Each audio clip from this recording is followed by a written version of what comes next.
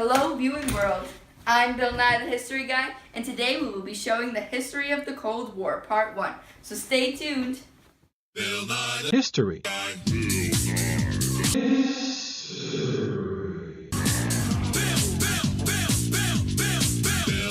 History.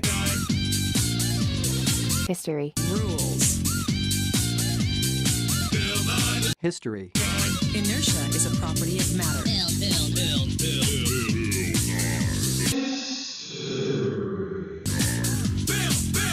T minus 7 seconds.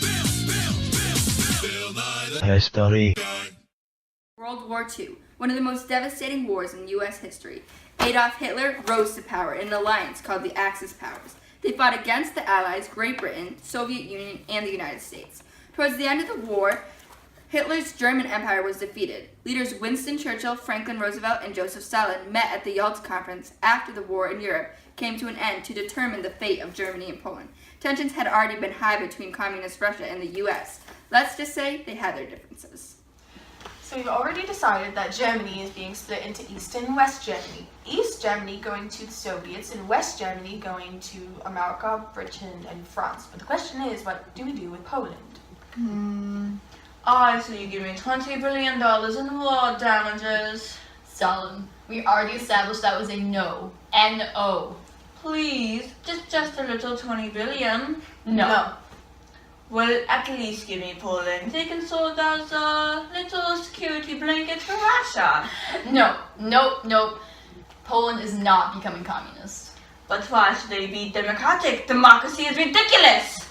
Really? You want to say that, Mr. Joseph Stalin? Guys. Why don't we have Poland hold its own elections to establish if it wants to be democratic or communist? Fine. Whatever. The dispute for Poland would go on for a while after Yalta. After Roosevelt's death, Truman became president and met with Stalin at another conference still disputing about Poland. Eventually, Stalin went against agreements and refused to let Poland take a vote in their government. Poland soon after became a satellite nation. Stalin continued to spread communism around Europe, forcing it into Yugoslavia, Finland, East Germany, Czechoslovakia, Romania, Bulgaria, Albania, and Hungary. Stalin predicted the ultimate triumph of communism over democracy, and Churchill disagreed. He gave his Iron Curtain speech stating that communism would not spread further. The U.S. soon followed this idea and created a new foreign policy designed to stop the spread of communism. With it came other new foreign policies such as the Truman Doctrine and the Marshall Plan.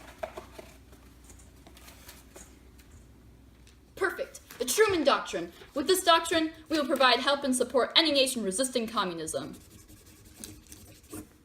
Stop the spread of communism! Here's another plan for you to sign, sir. Oh, of course! Who could forget the Marshall Plan? A plan designed to help Europe recover from the devastation of World War II. Once they come up with a plan for economic recovery, we will support that plan with financial aid. This not only improves Europe's economies, but also helps develop stable democracies there, so communism won't spread. Stop the spread of communism! Now that the U.S. was specifically trying to stop the Soviet Union from spreading, an indirect war developed between the two. This was called the Cold War because there were never any direct battles between the U.S. and Russia. Instead, it was more of a battle of ideas instead of an arms race. Both countries were trying to develop newer weapons faster than the other. The whole war was basically like a game of, I'm not actually touching you. Touching you? She's touching me. She's touching me. I'm not touching you. You're touching me. Not touching. Touching me. In fear of a Soviet Union attack, few countries took precautionary measures. Canada, Belgium, Britain, Denmark, France, Iceland, Italy, Luxembourg, the Netherlands, Norway, Portugal, and the United States formed the North Atlantic Treaty Organization, or NATO, as a form of collective security. The Soviets responded by forming the Warsaw Pact with all of the European satellite nations. Way to go, guys. Now we can't attack each other. And if the Soviet Union attacks us, we'll fight back together. Go NATO. Yay, NATO. Yay, collective security. What? Those blasted countries formed a pact against us? How could they be so rude? Satellite nations, form a collective security pact with me right now! I feel scared. I feel pressured. I said now! Yes, Russia! I guess we'll form the Warsaw Pact with you. Ha ha ha. Who's special now, NATO? Not you. That's who. Truman soon received evidence that the Soviet Union had successfully tested an atomic bomb. Oh no! Truman then approved the hydrogen bomb, a bomb that would be much more destructive than the atomic bomb. Ah! Truman also organized the Federal Civil Defense Administration. They helped inform citizens on how to survive a nuclear attack, especially with their TV programs and posters. Many people built bomb shelters and practiced air raid drills in schools. Oh no, it's coming! Was a turtle by the name of Bert, and Bert the turtle was very alert. When danger threatened him, he never got hurt. He knew just what to do. He ducked and covered, ducked. U.S., people began to fear communism more and more. People were so afraid that they put people on trial if you were or were at some point a part of the Communist Party. Many began to question the loyalty of U.S. citizens, and many people believed many others to be spies. Congress formed the House of Un-American Activities Committee, known as HUAC, to investigate disloyalty in the United States. Since movies were a big influence, people started to believe that some had communist influences, and sent HUAC after them. The outcome of this was a list of people not to hire that employers sent around called their blacklist. Senator McCarthy fed into America's fear of communism by making a list of people in the State Department that were supposedly communist spies. Here in my hand, I hold a list of at least 200 people who are working for the state as communist spies. What? That's ridiculous. There cannot be that many people. Okay, fine. There's only 57 names on this list. You know, that settles it, guys. McCarthy can't be lying. Because even though he never showed us his list, his word must be true. Let's go, guys. McCarthy! McCarthy! McCarthy! McCarthy! McCarthy! McCarthy! Oh, wait a minute. Throughout the 1950s, the nuclear arms race was of critical importance to both the USSR and the United States. By 1952, nearly 7 years after the first atomic bombs were dropped, the US detonated the first hydrogen bombs. Threatened by this, the Soviet Union developed their own hydrogen bomb. In 1953, after fighting back and forth between these nuclear advances, each country adopted the nuclear deterrence theory. Overall, this deterrence theory was a strategy of making power of a certain nation appear to be so powerful that the enemy wouldn't want to strike back due to fear of retaliation. Well, look at us. We just tested our first atomic bomb. Oh please, that's nothing like the hydrogen bomb that we just made. Atomic bombs are so 1940s. Yeah, well, looks like we have a hydrogen bomb now, too. Beat that. Sir, how do we beat that? I don't know. I'm gonna have to think about that for a second.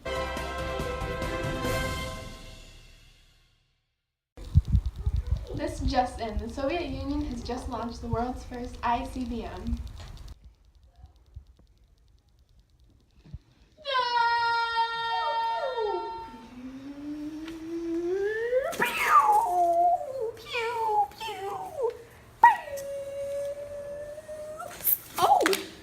You startled me.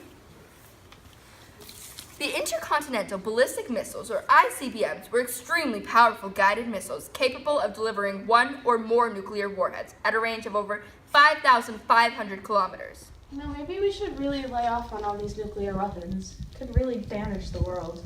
As a result of this constant fear, a military doctrine known as MAD, or Mutual Assured Destruction, was created. This doctrine stated that the full-scale use of nuclear weapons would ensure the complete annihilation of the attacker and the defender, overall assuring the end of the world. If the Cold War was to become a nuclear war, thankfully that fear never rang true, as the Cold War ended in 1991, without having to go to nuclear war. How is that so? Well, you'll just have to wait and see. Thank you for watching. I'm Bill Nye, the History Guy, and be sure to join me next week in the History of the Cold War Part 2. 99 red balloons floating in the summer sky. Panic bell, it's red alert. There's something here from somewhere else. The war machine springs to life, opens up one eager eye. Clear deterrence theory. Overall, this deterrence theory was deterrence theory. Overall, this deterrence theory. Overall, this deterrence theory was clear deterrence. Did I say it?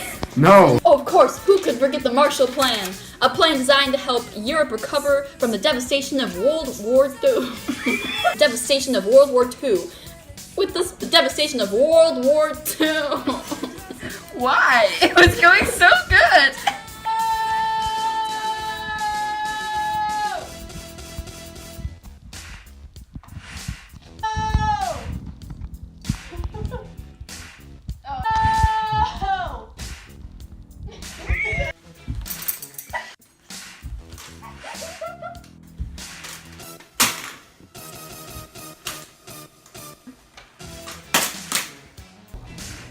Boss?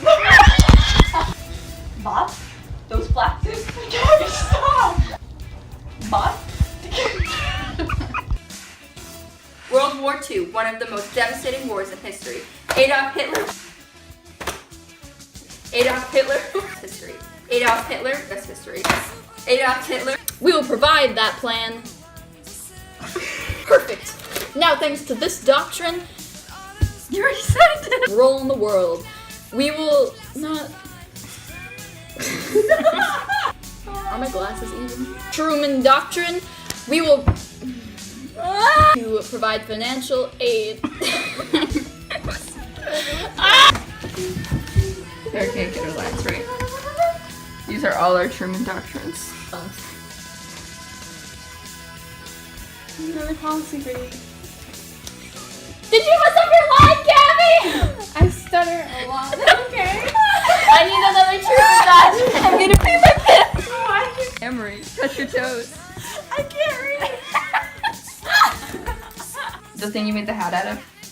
That's fun. Yeah. Izzy, are you happy? No, I don't have any more. I'm very happy. Your mustache looks good. I like it. My face does not look good.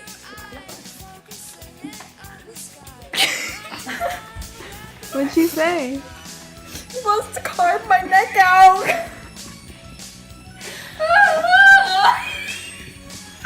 It's Justin. So Assassinate Wait, Amory, can you do a British accent? Wait, Izzy, can you do a Russian accent? What is this nonsense?